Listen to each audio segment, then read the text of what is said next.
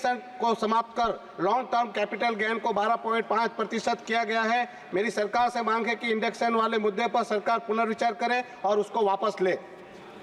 BCD महोदय, सरकार ने श्रिम्प और फिश फीड पर बीसीडी को घटाकर 5% करने का और उनके विनिर्माण में प्रयुक्त होने वाले विभिन्न इनपुट्स पर भी सीमा शुल्क में छूट देने की प्रस्ताव के लिए मैं आभार और धन्यवाद करता हूं।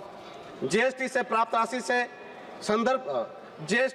राशि के संदर्भ में सरकार ने कहा है कि हमने इससे जुड़े कर संग्रह को ध्यान में रखने के साथ ही इस बात पर जोर दिया कि छोटे व्यापारी एवं छोटे उद्योग को कोई तकलीफ नहीं हो। लेकिन महोदय, हमारे प्रदेश में अनेक फैक्ट्रियां बंद हो रही है क्योंकि अब हमारे प्रदेश में फैक्ट्रियों के लिए कोई विशेष लाभ नहीं है। साथ ही स्थानिक प्रशासन की अड़ियल रवैया और गलत नीतियों से फैक्ट्री वाले बहुत परेशान हैं, जिसकी वजह से भी फैक्ट्रियां बंद हो रही है।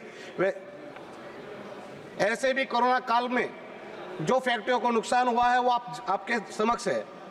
अध्यक्ष महोदय, हमारे देश में राज्य 50% जीएसटी के रूप में ही केंद्र को रेवेन्यू देता है, जबकि हमारा केंद्र शासित प्रदेश 100% रेवेन्यू जीएसटी के रूप में देता है। महोदय, आपसे अनुरोध करते हैं कि हमारे प्रदेश की फैक्ट्रियों को बचाने के लिए 50% जीएसटी केंद्र भले ले, पर राज्य के तौर पर ले जाने वाली 50% जीएसटी माफ करे और फैक्ट्रियों वालों को उसका बेनिफिट पहुंचाए। महोदय जी, बीमा पर लगाया गया जीएसटी कम किया जाए ताकि सब लोगों बीमा का फायदा ले सके। महोदय जी, हमारे प्रदेश में सुगम वाहन व्यवहार के लिए एवं गुजरात से कनेक्टिविटी के लिए हमें नानी दमन से केडिया से कोल्लक गुजरात से जोड़ने वाला ब्रिज, जम्पर को मोटी दमन से फंसा गुजरात को से जोड़ने वाला ब्रिज बनाने के लिए बजट दिया जाए। साथ ही नानी दमन के नमो पथ को मोटी दमन के राम सेतु से जोड़ने के लिए केबल ब्रिज के निर्माण के लिए भी बजट दिया जाए।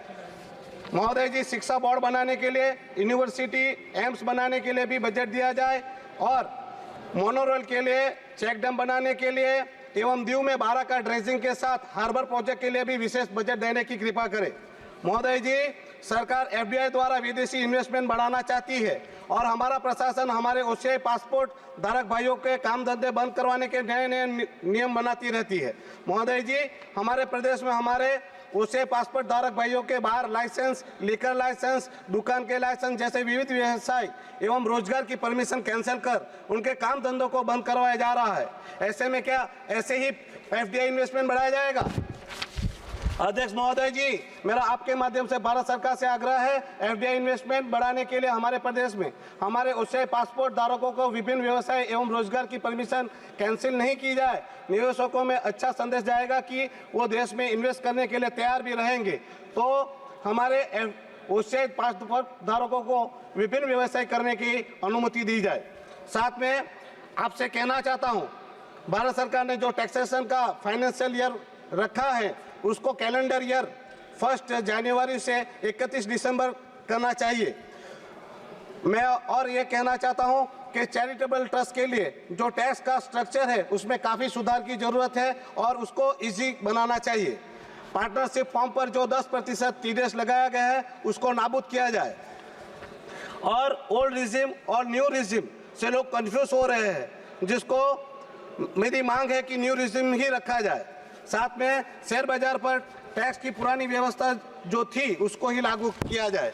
मैं सर आपसे कहना चाहता हूं कि सरकार वित्तीय घाटा घटाना चाहती है और हमारे प्रदेश में प्रोजेक्ट पर जो भी लागत है उस पर 40-50% ऊपर जाकर टेंडर दिए जा रहे हैं और कार्य समय सीमा पर पूरा न कराकर 2-3 साल के लिए आगे बढ़ाए जाते हैं, जिससे विकास राशि का भी बहुत सारा नुकसान होता है।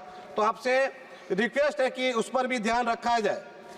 आपने मुझे इस वित्तीय बजट पर बोलने का मौका दिया, आपका आभार।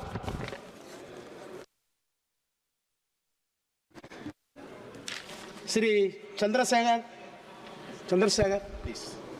धन्यवाद सभापति महोदय, आपने मुझे वित्तीय विधेयक पर बोलने का मौका दिया। किसान मजदूर रात में थक के सो जाते हैं, सपने में देखते हैं कि जीवन बदल रहा है, गरीबी खत्म हो रही है। सुबह जब आँख खुलती है तो